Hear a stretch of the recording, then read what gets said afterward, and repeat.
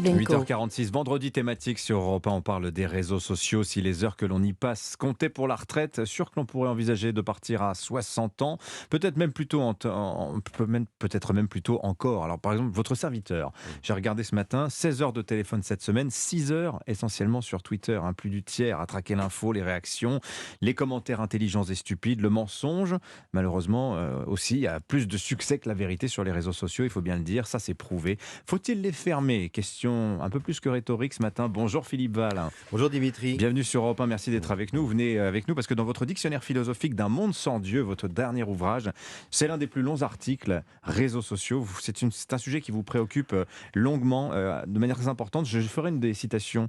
Je citerai tout à l'heure votre dictionnaire parce qu'il y a une phrase qui m'a beaucoup intéressé.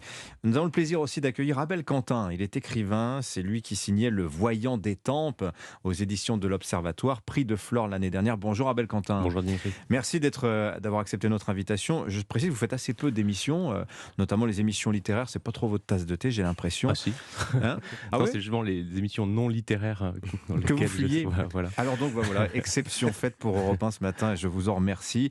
C'est parce que ce sujet des réseaux sociaux vous préoccupe beaucoup. Il est au cœur de votre ouvrage. Pas seulement, c'est un sujet. Alors on a dit que c'est un roman anti-woke parce que c'est l'histoire d'un homme qui a la soixantaine passée, qui est un peu dépassé par la nouvelle gauche. Lui, il a été militant des SOS Racisme dans les années 80. Il a du mal à piger ce qui se passe aujourd'hui.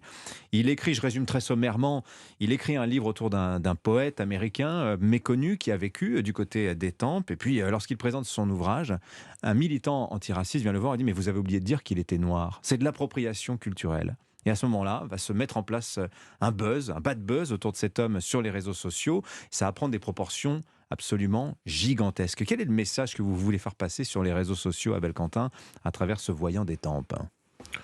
Ouais, ils en sortent pas forcément grandis, c'est sûr, dans mon, dans mon livre, parce que mon narrateur, Jean Roscoff, il a plusieurs caractéristiques. C'est, comme vous l'aviez dit, un ancien des années SOS Racisme, mais c'est aussi, il le dit lui-même, c'est un dinosaure de l'ère prénumérique, ou un fossile de l'ère prénumérique, et donc il se retrouve pris dans le vortex d'une polémique numérique, alors qu'il ne maîtrise pas du tout ce langage-là, ce temps-là ultra rapide, celui de l'immédiateté, celui de la réponse immédiate, pas toujours réfléchie, et donc c'est un monde très cruel que celui des réseaux sociaux. C'est un monde où il est très difficile de peut-être. Est-ce qu'on peut décrire peut-être la mécanique qui se met en place, c'est-à-dire d'abord une indignation qui se répand comme une traînée de poudre, et puis à ce moment-là un contre-feu de gens qui découvrent la situation.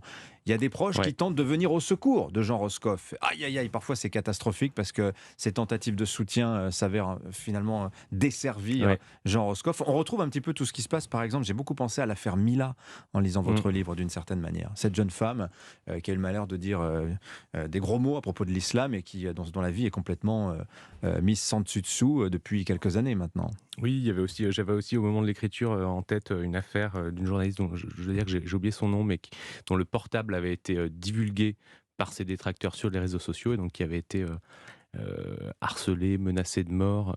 Et donc oui, c'est vrai que je décris ces phénomènes très viraux qui tout à coup, qui sont des bulles comme ça qui se créent de façon très très très rapide et de façon irrationnelle, et avec l'effet désinhibant de l'anonymat qui fait que mon Jean Roscoff, tout le monde lui tape dessus parce que c'est une sorte de silhouette, c'est un exutoire assez commode, mais sans qu'il y ait rien de personnel. Et c'est presque ce qu'il y a de plus horrible, c'est que quand c'est ceux qui l'ont harcelé, certains vont se faire juger à la fin du livre, et il dit, mais le pire dans tout ça, c'est qu'il y avait même pas de haine, il y avait rien de personnel. C'est des gens qui réglaient quasiment des comptes avec eux-mêmes et se servaient de lui pour régler des comptes avec eux-mêmes. Et ça, on l'a vu au procès justement des harceleurs de Mila, des gens qui disaient mais c'était pour rigoler, enfin il y avait rien, j'avais rien contre elle, je m'en foutais d'elle, fallait participer, c'était drôle quoi.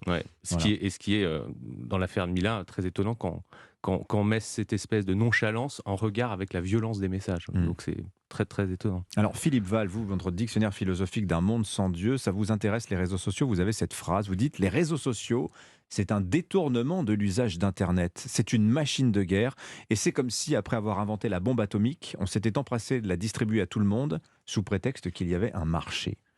Absolument. Et je pense que la première fois qu'on en a parlé avec Abel, on disait c'est une révolution anthropologique. C'est un changement de paradigme, comme on dit Hmm. dans le jargon. Mais alors en quoi? Parce qu'on Pourquoi? dit souvent ça. Pourquoi? Oui. Parce que depuis pratiquement l'Antiquité, la culture européenne, ce qu'on appelle judéo-grecque, enfin bon, la culture européenne, essaye sans cesse, jusqu'aux droits de l'homme, de rendre l'autre réel. C'est sa force à notre civilisation en quelque sorte, la réalité de l'autre. Et tout d'un coup, il y a une machine d'une puissance incroyable qui rend l'autre abstrait. Mila, elle est abstraite. Quand les accusés, moi j'ai suivi ça de près bien sûr, disent « Ah bon, on ne savait pas que c'était grave », c'est parce qu'elle n'existe pas. Quand les terroristes, devant une terrasse de café avec une mitraillette, tuent 15 personnes, ils tuent 15 abstractions. Sinon, ils ne le feraient pas. Ils se sont radicalisés sur les réseaux sociaux. C'est une déréalisation de l'autre. Et c'est une catastrophe. Ça menace tout ce qui fait, ça menace les fondements même de notre Hmm. civilisation de respect de l'autre et de liberté. Mais vous avez peut-être entendu tout à l'heure Vincent Trémollet de Villers, notre éditorialiste politique, qui disait oui, mais je suis désolé, mais les réseaux sociaux, c'est aussi l'opinion publique qui retrouve la voix face à l'opinion publiée. Il citait l'exemple Ça, du référendum de 2005 où dans les journaux, on assène qu'il faut absolument dire oui, et les gens ne sont pas d'accord. Et c'est finalement, c'est- avec les réseaux sociaux, le résultat va peut-être c'est être souvent un différent. coup de mensonge, et ce que je disais, et c'est souvent un coup de mensonge que ça marche, voire le Brexit. Mais là où je ne suis pas, pas d'accord avec notre ami Trémollet de Villers, c'est que en Iran, par exemple, ce qui se passe en ce moment en Iran, c'est sur les failles que le régime n'arrive pas à maîtriser les réseaux sociaux. Donc c'est dans ces failles que ça Ouais. sert les jeunes femmes qui se dévoilent. Tandis qu'en Chine, là où le régime maîtrise parfaitement les réseaux sociaux, ça sert la dictature, les réseaux sociaux. Oui, c'est Ça un la peu ce sert, rôle ça la d'exutoire sert. aussi, hein. Ça renforce les dictatures et ça affaiblit les démocraties. Oui. Et ça, c'est un vrai problème. C'est un danger permanent dans la vie, comme on en a parlé pour Mila, etc., mais aussi pour la politique. Parce que les fake news, les gens...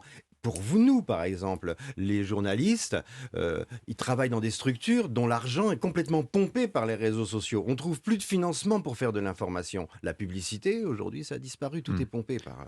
Mais est-ce Ouais, qu'il n'y a je- pas que les ennemis de la liberté qui veulent fermer les réseaux sociaux, Abel Quentin? Il y avait Moi, je suis d'accord avec Philippe, c'est-à-dire que je pense que les mots catastrophe, les mots changement civilisationnel, changement de paradigme sont pas trop forts, enfin Ouais. sont des mots adaptés. Je pense, j'ai même lu un article d'un paléontologue qui disait qu'en fait 2007, l'arrivée du smartphone, pour lui, c'est une date importante dans l'histoire de l'humanité, c'est-à-dire qu'il va de changer l'anthropocène. de C'est ça. l'anthropocène, c'est ça. Et je suis d'accord avec ce tableau sombre, je le partage totalement.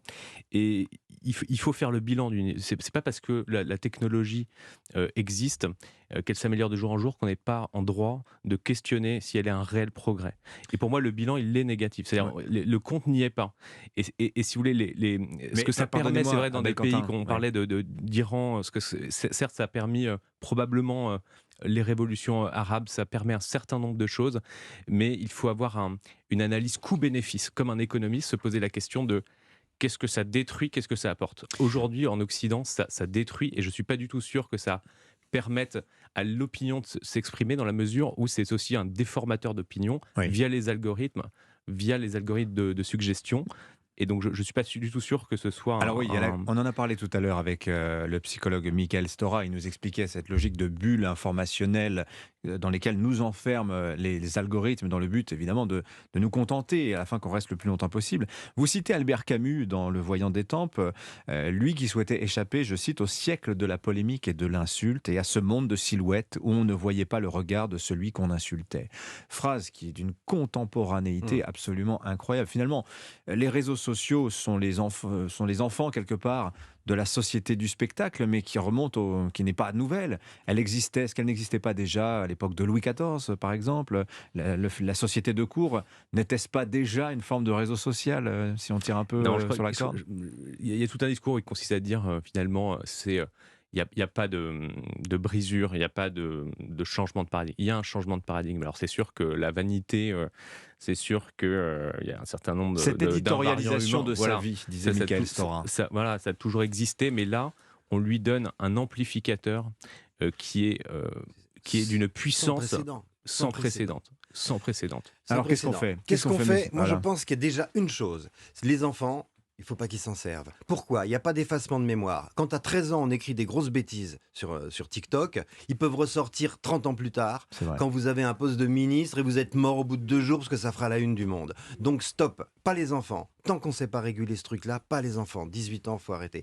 Ensuite, je pense que on est tous moi j'étais directeur de publication, j'étais 20 fois devant la 17e chambre correctionnelle de Paris, et parce que j'étais responsable du contenu de mon journal, y compris du courrier des lecteurs. Eux ne sont pas responsables. Il faut un responsable national par pays, un responsable national qui soit directeur de publication, responsable devant les tribunaux des propos publiés sur les réseaux sociaux. Pourquoi échappe-t-il à la loi alors que personne en France, ni en Europe d'ailleurs, n'échappe à cette loi? Il n'y a que les propriétaires des Vous réseaux imaginez sociaux. un journal avec 66 millions de journalistes, ce serait ça, Non, mais le patron de ils ont Facebook qu'à- France. Qui se débrouille. Il faut qu'il soit. Ouais. Il n'y a pas de raison qu'il ne soit pas responsable pénalement. Merci Philippe Val. Je renvoie à votre dictionnaire philosophique d'un monde sans Dieu paru il y a quelques mois. Et merci à Belcantin Merci d'être beaucoup. venu nous voir. Votre voyant d'étampes aux éditions de l'Observatoire, prix de Flore l'année dernière. Tiens, j'en connais un qui était dans le jury du prix de Flore l'an dernier. Je suis toujours dans le jury parce qu'il n'a pas bougé Ouais. et j'avais voté pour Abel Quentin. Normalement, il C'est ne faut vrai. pas le dire, mais je le dis parce qu'il est là. C'est les pédales, j'aurais rien dit. Quel J'aurais vrai rien dit. corner, Non, il le sait en plus. On lui a déjà dit, puisque c'est prix de Flore, c'est extrêmement Ouais. communicatif. Il y a une grande fête après, et donc je lui avais dit. Bon, il était dans les listes, les shortlists d'à peu près tous les prix l'an dernier. Les shortlists, vous savez, Ouais. non, il y a beaucoup de prix où les Ouais. jurés ne lisent pas les livres. Ouais. Ça ne veut pas toujours dire Contrairement grand-chose, les à listes. Philippe Vandel qui lit toujours tout. Contrairement aux gens du Flore. Alors, Ouais. dites-moi,